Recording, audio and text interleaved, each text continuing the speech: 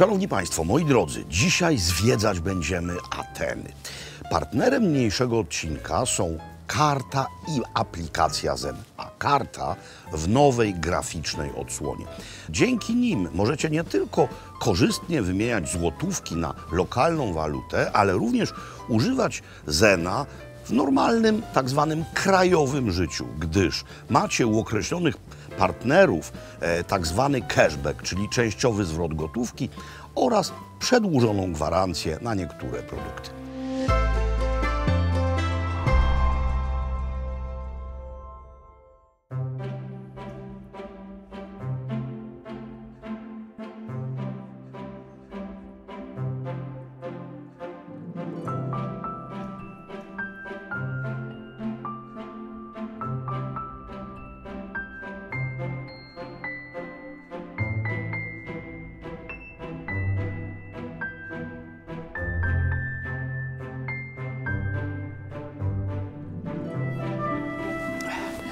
Szanowni Państwo, odcinek z Aten powinien zacząć się właśnie w tym miejscu. Stoję na pewnym wzgórzu.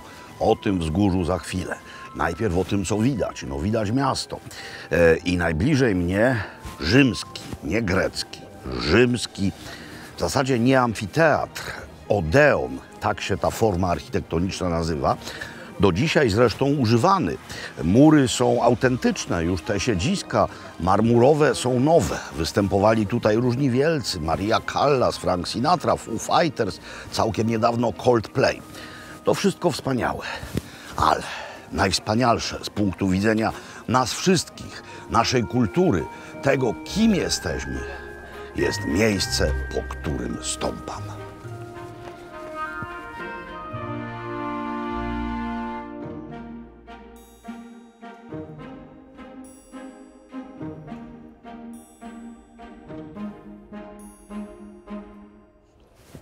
To samo wzgórze, ale inny widok. Jakże ważny, dla mnie niezwykle ekscytujący. Ten budynek w dole to Agora. Agora, czyli miejsce narodzin demokracji. Mówi się demokracja grecka, demokracja ateńska, ale przecież to była pierwsza na świecie demokracja. Słowo demokracja, dwa słowa greckie, demos, kratos, czyli władza ludu. Demokracja czasami również karze, czasami jest surowa. Zaraz koło Agory było więzienie i w tymże więzieniu swego żywota dokonał Sokrates. Cóżeś Atenom zrobił Sokratesie? To Norwid. Ale wróćmy do wzgórza, moi drodzy. Chyba już wiecie, po jakim wzgórzu stąpam. To Akropol, Akropolis. Miejsce, z którego poniekąd wszyscy jesteśmy. Tak jak wszyscy poniekąd jesteśmy my, w sensie naszej kultury, właśnie z tego miejsca, ze starożytnej Grecji. To jest główne wejście do kompleksu świątynnego. Jak widzicie, jest to bardzo popularne i często odwiedzane miejsce. Trudno się dziwić. Mniej więcej 20 000 ludzi dziennie się tędy wspina. Na szczęście nie jest środek lata. Stać tutaj w 40 stopniach, w jeszcze większej wtedy kolejce, to byłoby piekło, a tak jest przyjemnie.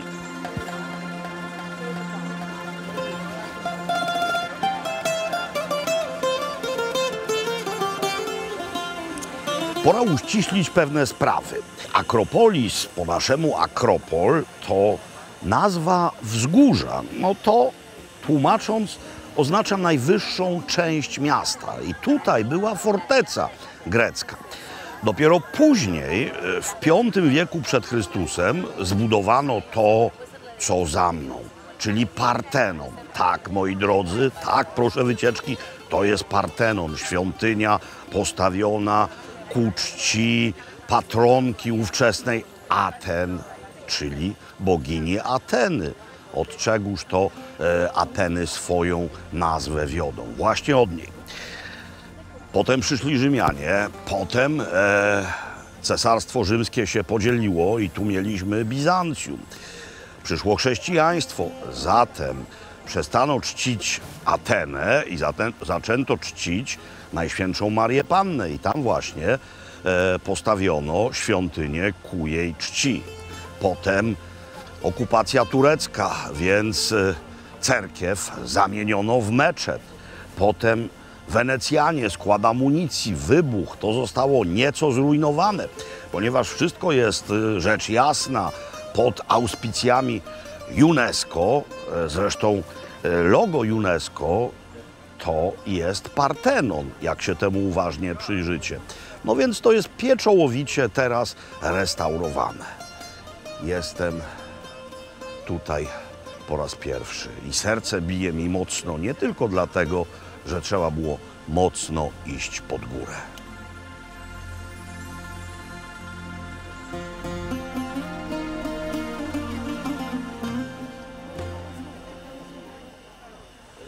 Wierzcie lub nie, ale starożytnym Grekom postawienie Partenonu zajęło tylko 15 lat.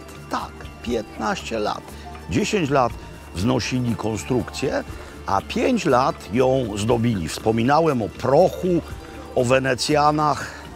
W XVII wieku Wenecjanie oblegali Ateny i pocisk z moździerza trafił właśnie w Partenon. Tam był nie tylko meczet wtedy, ale również Turcy zrobili tam skład prochu. No i to wybuchło. Było tu znacznie więcej cennych rzeczy, niezniszczonych, ale zwłaszcza w XIX wieku Anglicy byli w bardzo dobrych stosunkach z miejscowymi władzami osmańskimi. No i niejaki Lord Elgin, no za bakszysze pewnie, powywoził stąd mnóstwo pięknych rzeźb i kolumn. Są dzisiaj w British Museum, ale i tak to, co zostało, jest niezwykłe. A teraz jeszcze jedna jakże ważna konkluzja. Jak stoimy tutaj i patrzymy w każdą stronę niemal, widzimy miasto, ogromne miasto. Ateny dzisiejsze to potężna metropolia, mniej więcej 4,5 miliona mieszkańców. Ogromna, zwłaszcza w stosunku do tego, ile cała Grecja liczy sobie ludności, bo cała Grecja to 10 milionów ludzi. Największe miasta zamieszkałe przez Greków na świecie to Ateny, na drugim miejscu Saloniki albo też Tesaloniki, jak wolicie, a trzecie miejsce, mieszczące się na pudle, jest niezwykle ciekawe. Trzecie miejsce to mianowicie Melbourne, Australia.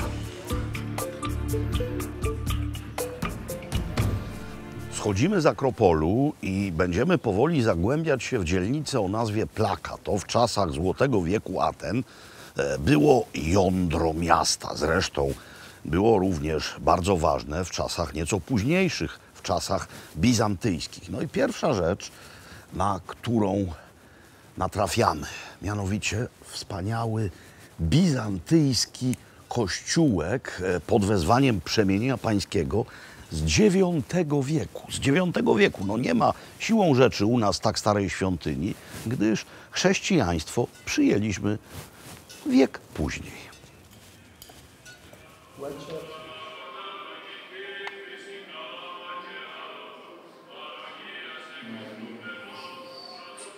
Wiek dzielnicy i nachylenie uliczek sprawiają, że nie jest to raczej miejsce dedykowane dla posiadaczy samochodów, ale całkowicie mnie to nie martwi, ponieważ poruszamy się teraz pieszo. Zresztą przypomina mi ten fragment Plaki, stary szybenik, ten wokół twierdzy rozłożony. Bardzo podobne, strome uliczki i mnóstwo schodów. No a tutaj jeszcze mnóstwo kafejek.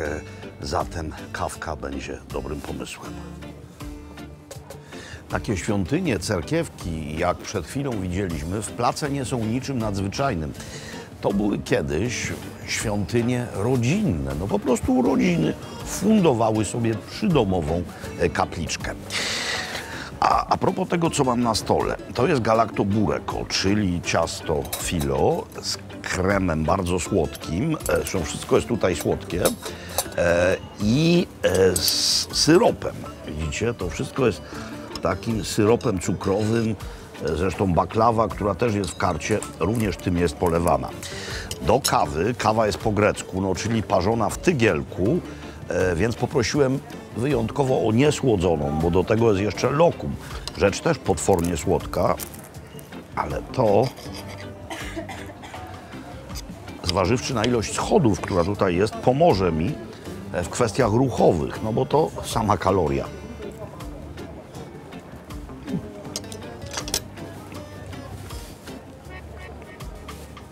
To jest tak, jakby wyobrazić sobie kremówkę, tylko zawrzeć ten krem właśnie w filo, a wszystko jeszcze polać syropem. Dobra, muszę się teraz trochę odsłodzić.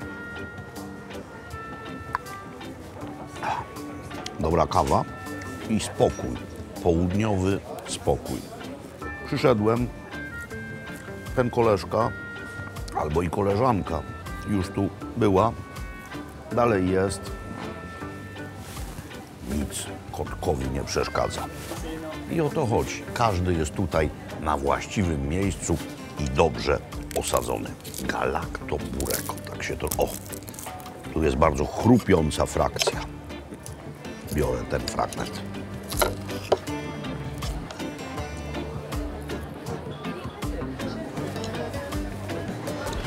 To już nie jest Plaka, to dzielnica o nazwie Psiri. W latach 70.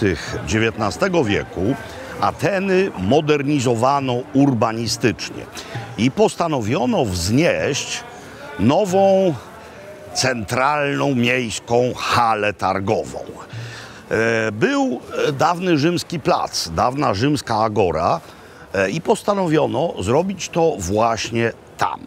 A jeszcze w dodatku pewien szczodry dobrodziej nazwiskiem Varvakios zostawił w tym celu pieniądze. To była donacja. W związku z tym owa hala, która działa do dzisiaj i jest główną karmicielką Aten, nazywa się niezwykle dumnie. Jest to mianowicie Agora Varvakiosa, a wejście do niej jest tu.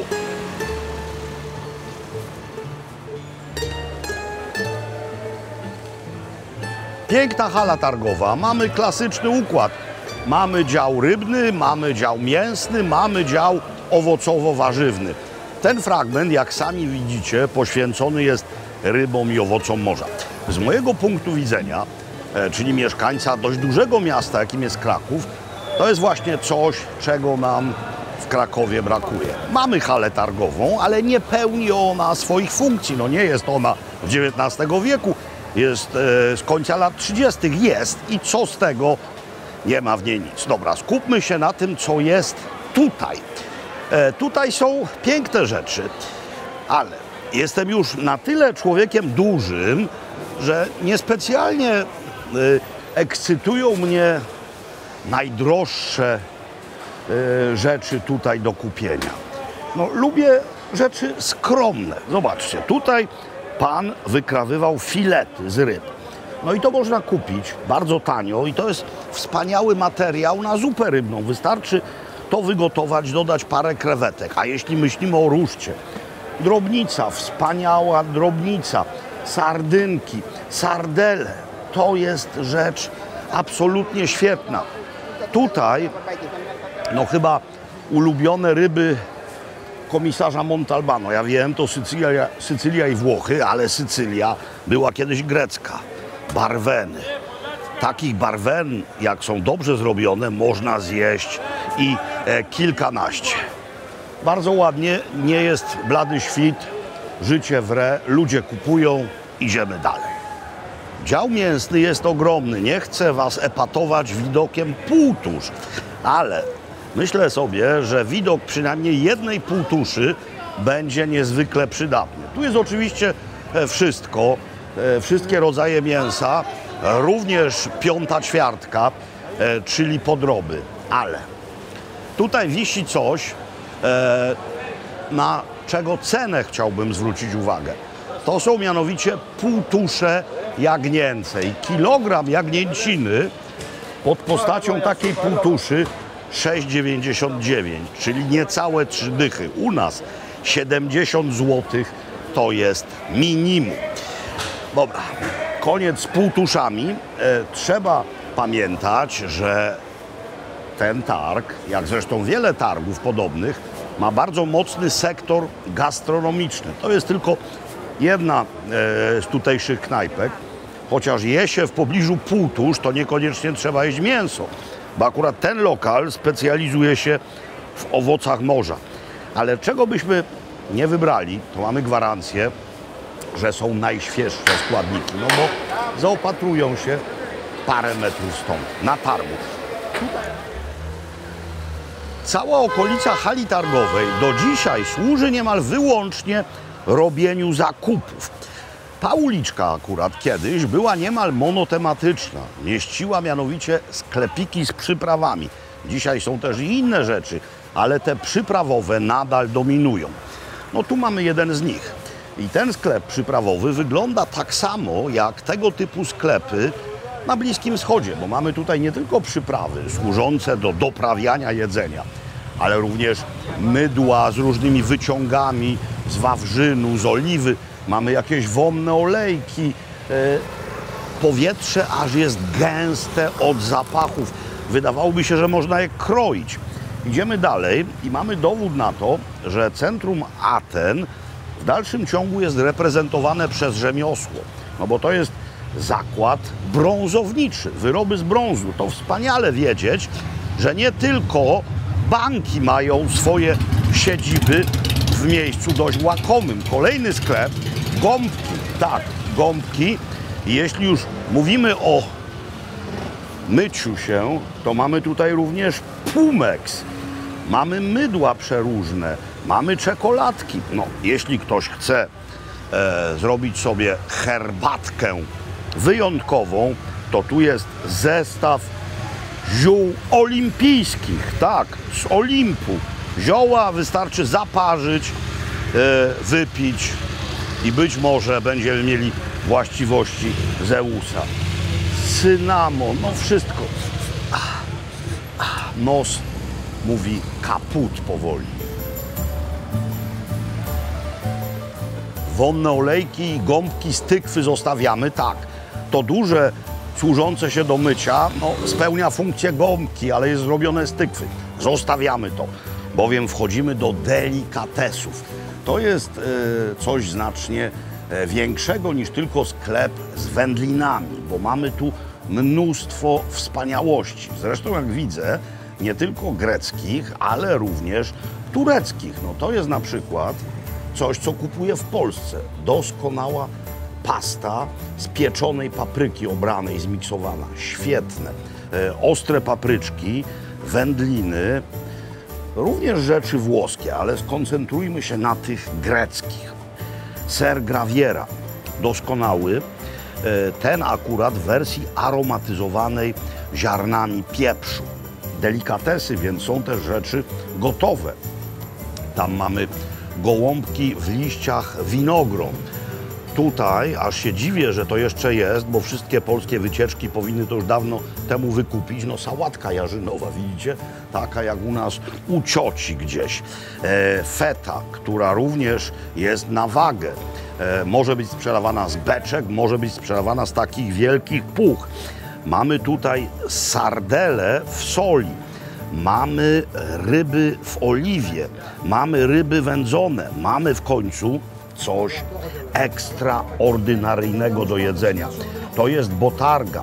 Botarga, czyli prasowana ikra, powinna być z cefala, którą się ściera i dodaje na przykład do makaronu. Mnóstwo wspaniałych rzeczy. A co jest najważniejsze, oprócz tego, że jest to sklep, jest to również wyszynk. No zobaczcie, tu jest sala jedzeniowa, mają też wina, więc można sobie zamówić porcyjkę wskazanych wspaniałości i na miejscu spożyć.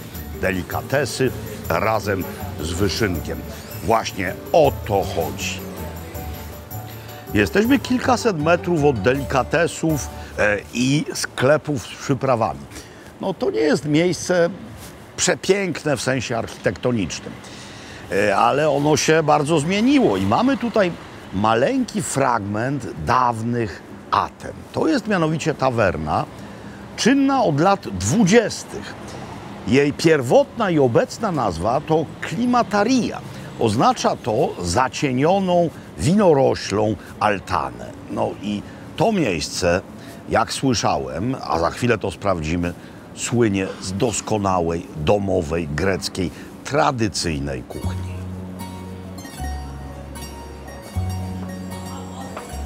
Jak się zamówi jedno danie główne, to ma się po prostu jedno danie główne, jedną kompozycję. A jak się zamówi zestaw meze, to ma się kompozycji wiele. No i właśnie w ową stronę poszedłem. Dobra, zacznijmy od napitków. W tym przyniesiono wino. Ono jest tu nalewane wprost z beczek. Najdalszy kraniec stołu. To są ostre papryczki, które były pieczone na grillu, skropione oliwą, posypane pietruszką, oregano i solą. To jest wyraźny ślad kreteński, czyli horta, czyli tamtejsze zioła, które są duszone w oliwie, no i właśnie z cytryną podawane. Mamy tutaj też fragmenty cebuli. Bardzo ładna rzecz, dolmadakia, czyli gołąbki w liściach winogron, bezmięsne, w środku tylko ryż. Żebym nie był gołosłowny, pokażę wam to w przekroju. O, widzicie, ryż, mięta, oliwa. Choriatiki, wiadomo, sałatka wiejska, pieczone papryki nieostre, faszerowane fetą. I to jest jedyne danie, które figurowało w kategorii dań głównych, ale jest ono całkowicie jarzynowe, pływa w oliwie. To jest seler korzeniowy i karczochy. I to mnie podnieca niezwykle, wszystko mnie podnieca, ale to zwłaszcza. Najpierw zaczerpnijmy tak.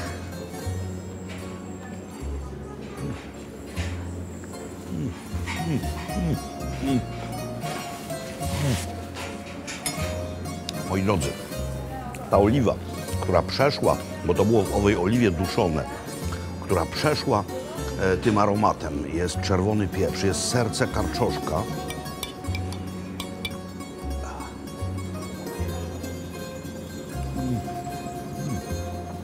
Jest dokwaszone cytryną, boskie, horta. Mam do tego słabość niezwykłą od czasu pobytu na Krecie. Wprost to ubóstwiam. Z reguły jest to lekko gorzkawe, nierozgotowane.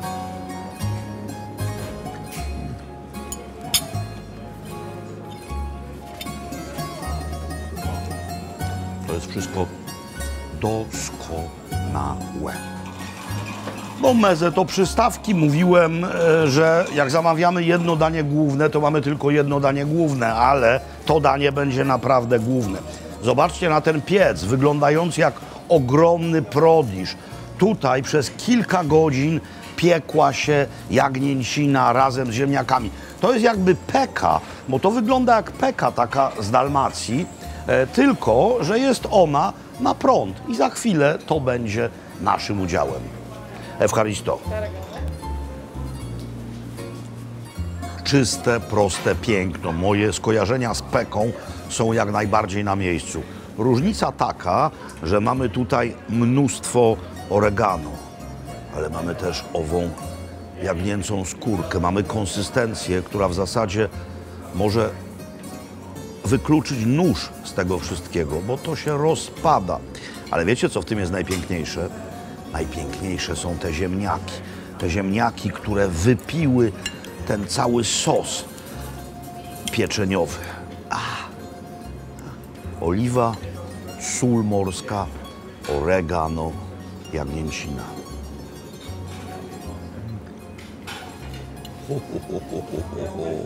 O, ale dobre, ale dobre. Dotknęliśmy jądra greckiej, tradycyjnej, tawernianej kuchni. Dotknęliśmy, a ja cały czas dotykam. Powiem więcej, mam z nią w tej chwili niezwykle bliski kontakt. Dotychczas widzieliśmy przede wszystkim handlowe oblicze Psiri. Tymczasem jest to dzielnica przede wszystkim artystyczna, artystowska można śmiało powiedzieć. Mnóstwo galerii, mnóstwo knajp, mnóstwo ludzi, mnóstwo też terenów, gdzie nie wolno jeździć skuterami ani autami, tylko trzeba chodzić. Generalna uwaga jest taka. Ateny to nie jest oczywiste miasto. W tym sensie, że mamy centrum i potem wszystko dookoła. To jest miasto, którego każda dzielnica jest inna. Jeszcze każda z tych dzielnic jest inna sama w sobie. Więc naprawdę czasu potrzeba wiele, by to poznać. My tylko muskamy powierzchnię zjawisk, ale i to muskanie jest wspaniałe. Moi drodzy, psiri artystyczne. Jakież to miejsce w Atenach jest jego centrum? No, trudno powiedzieć to o Akropolu, bo on jest ponad miastem. W ogóle trudno to powiedzieć, ponieważ Ateny to nie jest miasto zbudowane na prawie magdeburskim, więc nie ma rynku, na nim katedry, ratusza i odchodzących od tegoż rynku ulic. Z paru powodów ten plac, Monastiraki, wydaje się być sercem Aten. Monastiraki, czyli mały monastyr, mały klasztor. Mamy tutaj pozostałości po wczesno-bizantyjskim założeniu klasztornym. Mamy bizantyjską cerkiew. Tu mamy rzeczy późniejsze. To jest mianowicie dawny meczet. Już nie jest meczetem, nie ma minaretu. Tam jest w tej chwili Muzeum Sztuki Ludowej. Ale tak naprawdę to właśnie ten plac przez wielu uznawany jest za miejscowy rynek, można tak powiedzieć. A w dodatku widać stąd Partenon. Mówiłem wam o tym, że zwiedzanie Aten nie jest łatwe. Nie jest łatwe również w tym sensie, że cały czas trzeba mieć uwagę napiętą. No bo idzie się, pozornie nic nie ma, normalne miasto, a obok nagle po lewej albo prawej stronie myk, cudo. Tak jak tutaj. Biblioteka Hadriana.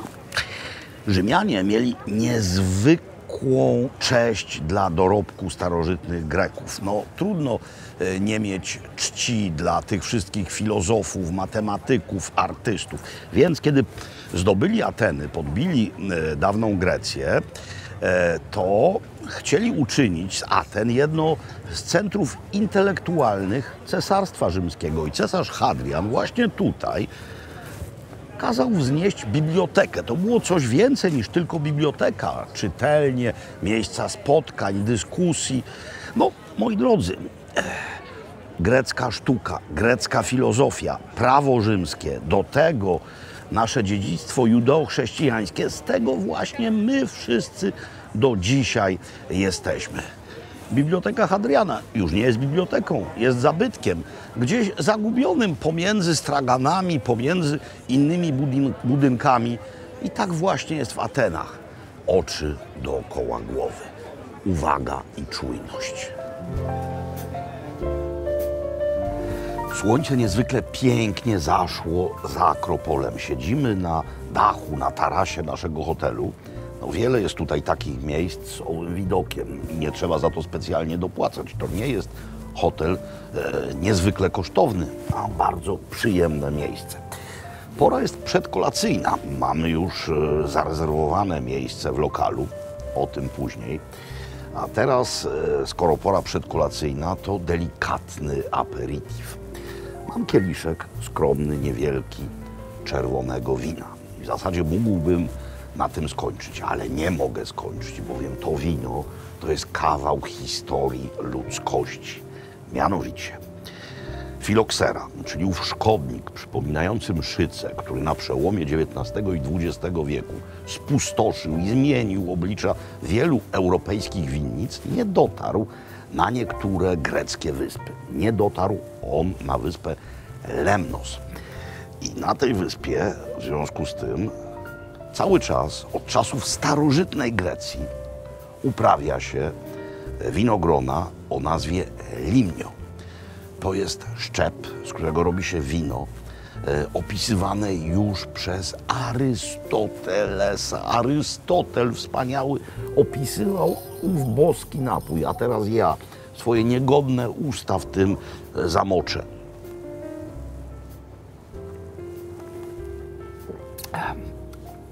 Grecy starożytni, co prawda, dolaliby do tego nieco wody, bo tak pili czerwone wino, tak jak w Dalmacji do dzisiaj pija się bewandę, ale ja próbuję bez wody.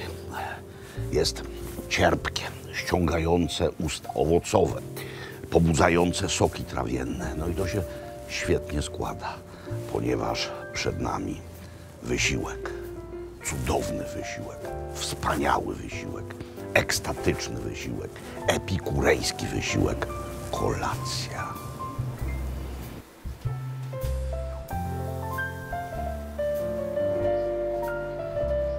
Przylecieliśmy do Aten wczoraj wieczór. Zanim dotarliśmy do hotelu, zrobiło się dość późno. Zwłaszcza, że między Polską a Grecją jest godzina różnicy w czasie. No i patrząc głęboko w oczy pani recepcjonistce, spytaliśmy się o miejsce najlepsze do jedzenia oddalono 500 metrów najdalej od naszego hotelu. Pani bez namysłu wskazała jeden adres. Jedliśmy tam wczoraj, zjemy tam dzisiaj, a może zjemy tam jutro, gdyż to jest miejsce świetne. To jest właśnie to miejsce, lokal o nazwie Dopios. To miejsce mnie naprawdę wczoraj zachwyciło, zwłaszcza idea tutejszego jedzenia. No bo to są tak naprawdę talerzyki, meze, po to, żeby się dzielić. I to jest grecka kuchnia w nowoczesnym wydaniu. Jak dzisiaj sprawdziłem, szefem kuchni tutaj jest pan Christoforos Peskias. Niezwykle uznany grecki szef. Człowiek, który gotował w wielu miejscach na świecie i podniósł grecką kuchnię na nowy poziom, czyli tradycja, ale i nowoczesność. I właśnie tutaj takie rzeczy mamy. Yes, please. Ostatnia rzecz wjechała na stół. Ostatnia z tych, które zamówiłem. No to po kolei. Zacznijmy od rzeczy najprostszej. Sałatka wiejska, choriatyki, zwana gdzie indziej sałatką grecką. Wierzajcie mi, tak dobrej sałatki jeszcze nigdy nie jadłem. Chrupkość tego, co tutaj jest, jakość fety, jakość jarzyn, oliwa. Zresztą mieliśmy tu wczoraj degustację różnych greckich oliw, sok z cytryny. No wspaniała. Kapary, absolut choriatyki. Sałatka to za chwilę, bo są rzeczy ciepłe. To jest maleństwo piękne. Barwena, zwana też różetą gdzie indziej. Z tej strony bardzo chrupiąca, przysmażona. Z tej strony mięciunia, filet z tej ryby. Wszystko w takim słodko-kwaśnym, jakby tamaryndowym sosie. Chrupiące z jednej strony, z drugiej mięciunie, puchate jak obłoczek. Ser Graviera, pokazywaliśmy go dzisiaj, to są z niego krokieciki zrobione. Wczoraj jadłem krokieciki z dorsza, ale Graviera mnie w ladzie zainspirowała. Dobra, przekroję, chociaż pewnie się to powinno w całości wsadzić do buzi.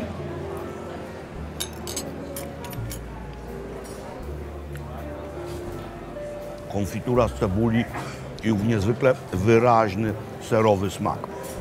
To jest zupełnie obłędne. Bakłażan obrany ze skórki, opieczony tak, że nabrał takiego lekko dymnego, wędzonego smaku. Sos pomidorowy.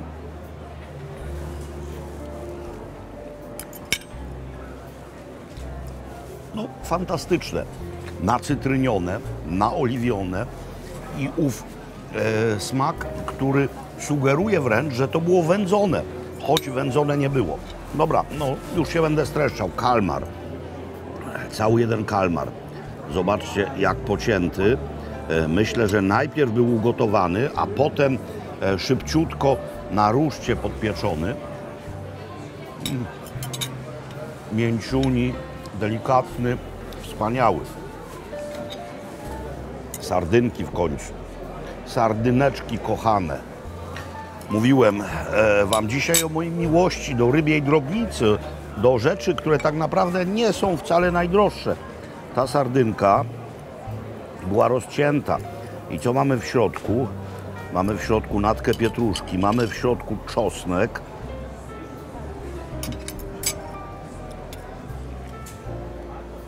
Moi drodzy, to jest po prostu jedzenie absolut. To jest Grecja o wymiarze niebiańskim.